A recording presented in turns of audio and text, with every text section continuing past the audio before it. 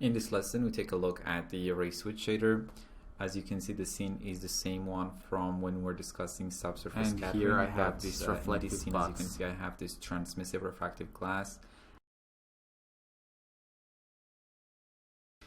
And let's get started with the ray switch shader. If I open up this shader network that's called ray switch, it's just an empty shader network. I've just created some standard surface shader. We discuss them in a moment, but for now, let me just search for ray switch. As you can see, we have two ray switch shader and ray switch RGBA. And this is like when we're discussing the layer color node. We had one layer node that was specific for shader and surface inputs, and another layer node that was layer color that was specific to color and texture inputs. And this is the same thing here. We have the ray switch shader that is specific to shader and surface inputs, and we have the ray switch RGBA for texture and color inputs.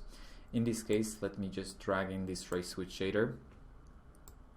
Now, ray switch shader allows you to use different types of shaders for different ray types. It can be for artistic reasons. For example, if you want to see another shader to appear instead of the main shader when you look at your object through a piece of glass, or if you wanted to see another shader to appear in the specular reflections instead of your main shader, or when doing image-based lighting, when you want to see one HDR image in the background and another one for your indirect diffuse, or if you want to see different HDR images with different resolutions for your different ray types, one high-res image for your refraction and camera rays, one smaller image and blurrier one for the glassy rays, and let's say another one much smaller and blurrier for your indirect diffuse rays.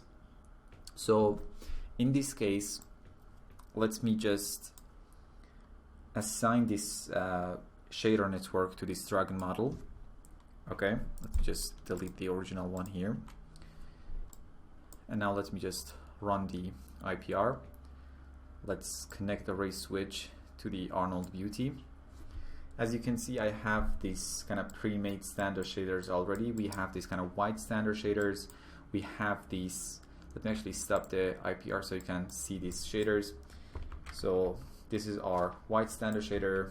We have this kind of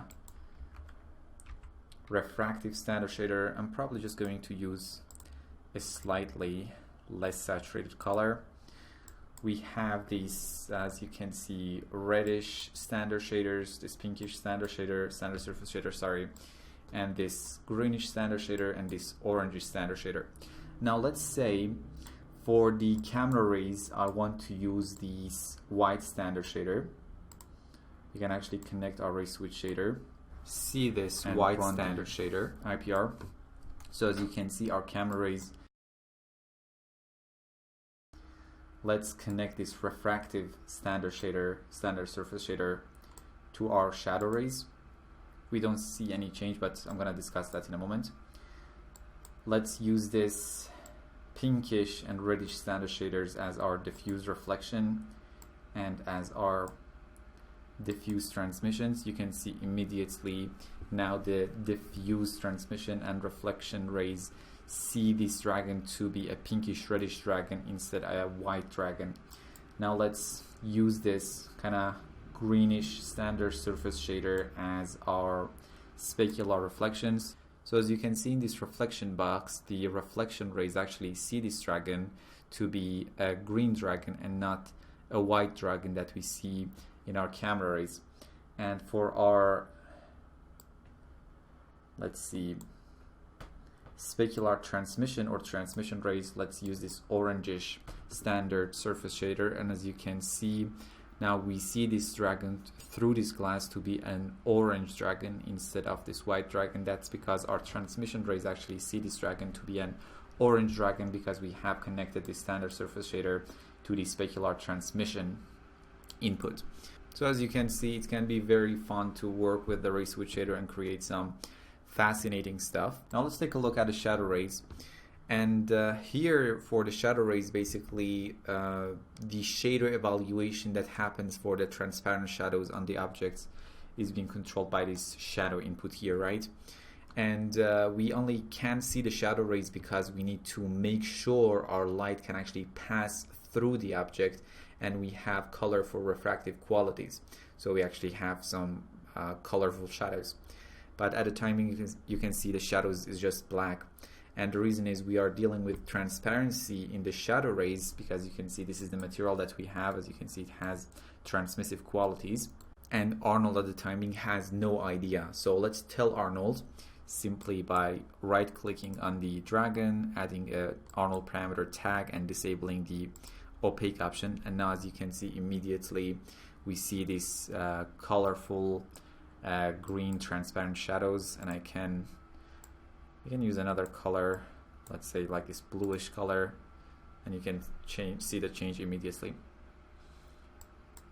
And if I decrease the transmission weight, you can see now the shadow isn't as powerful as before, but it's really up to you.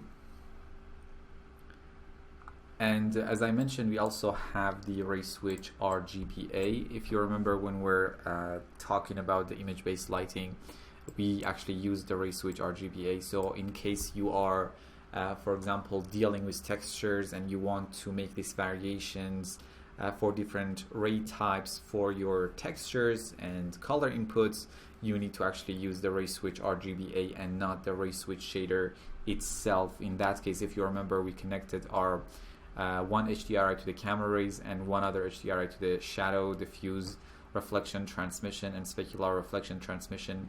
And in that case, our camera rays saw one HDR image, and our different ray types saw another HDR. You can actually check that lesson if you want to see how we actually did that with the ray switch RGBA. So that's about ray switch and ray switch RGBA in Arnold for Cinema 4D. See you in the next lesson to talk about another topic.